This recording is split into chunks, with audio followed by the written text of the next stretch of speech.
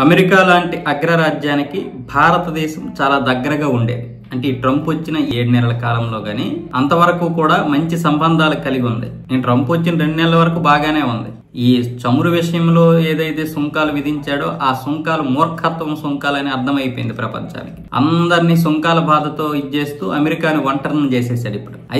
ఇప్పుడు ఈ విధానం రావడం వల్ల చైనాకి మంచి అవకాశం.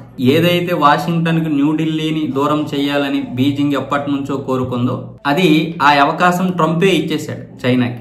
అది వేరేగా రావాల్సిన అవసరం రాకుండా, అంటే వేరే ద్వారా ఎలా ఒకలా చేసి ఏదైనా చేసి భారత్ని అమెరికాకు దూరం చేద్దాం అనుకున్నటువంటి చైనాకి ఆ అవకాశం ట్రంపే ఇచ్చేశాడు. ఇప్పుడు దీని గురించి ఇంటర్నేషనల్ క్రైసిస్ టీమ్ కి సంబంధించినటువంటి విశ్లేషకులు కూడా అదే విషయాన్ని మాట్లాడుతున్నారు. ఈ అవకాశం ఎప్పటి నుండి ఎదురు చూస్తున్నటువంటి బీజింగ్ కి నిజంగా ఇది ఒక అదృష్టం, లేదనుకుంటే ఒక మంచి అవకాశం. ఇప్పుడు న్యూఢిల్లీ బీజింగ్ ఒక్కటయ్యాయి. పైగా న్యూఢిల్లీ వాషింగ్టన్ కు దూరం అయిపోయింది. తద్వారా ఇప్పుడు చైనా కూడా తన సంబంధాలు పెంచుకుంటుంది భారత్తో, వ్యాపార సంబంధాలు. అలాగే భారత్ కూడా బీజింగ్ అనేది కలిసి వచ్చే అంశమే. చైనా నుంచి కావలసినటువంటి రేర్ ముడిసమురు, అలాగే మిగతా కావలసిన మెటీరియల్, అలాగే ఎరువులకు కావలసినటువంటివి అన్ని దొరుకుతాయి. ఒకే దెబ్బకి 2 పెట్టలు. ట్రంప్ చేసినటువంటి పొరపాటు వల్ల న్యూఢిల్లీ వాషింగ్టన్ కు దూరం అవడమే కాకుండా బీజింగ్ కి దగ్గర అయింది.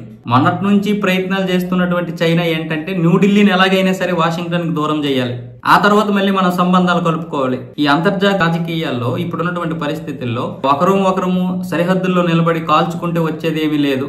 కేవలం వ్యాపారంలో మాత్రమే ముందుకు వెళ్తూ అగ్రరాజ్యంగా ఎదగాలన్నది చైనా ఉద్దేశం. అందుకే ఎక్కడా కూడా అది బయోవార్లు, సైబర్ వార్లే చేస్తుంది తప్ప సరిహద్దుల్లో దిగి ఎప్పుడు బాంబు పేల్చదు. దానికి తెలుసు గెలుపు ఒకవేళ చైనాదే అయినా లేకపోతే వేరే వాళ్ళదైనా నష్టం మాత్రం ఇద్దరికి ఉంటుందని దానికి తెలుసు. అలాంటి నష్టాన్ని కోరుకోదు.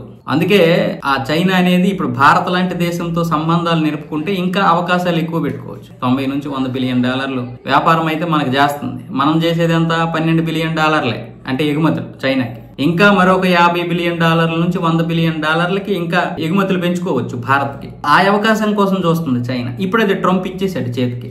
ఇంకా అంతకు మించి ఇంకేం అవసరం లేదు చైనాకి. ఇది ఒక పెద్ద గిఫ్టే. అమెరికా చైనాకి పెద్ద గిఫ్ట్ ఇచ్చింది.